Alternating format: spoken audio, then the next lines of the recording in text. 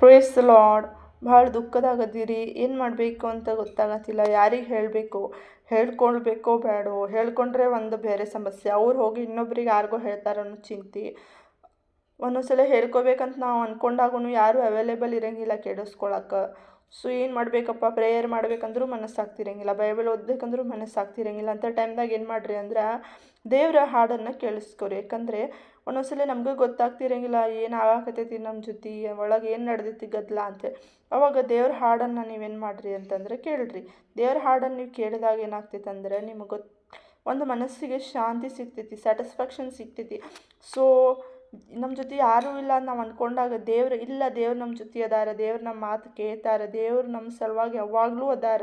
ನಾವು ದೇವ್ರಿಗೆ ಬಿಟ್ಟು ಹೋದರೂ ದೇವ್ರು ನಮಗೆ ಬಿಟ್ಟು ಹೋಗಿಲ್ಲ ಅನ್ನುವಂಥದ್ದು ನಮಗೆ ಅರಿವಾಗ್ತೈತಿ. ಸೊ ಸಿಂಪ್ಲಿ ದೇವ್ರ ಹಾಡನ್ನು ಕೇಳಿಸ್ಕೊರಿ.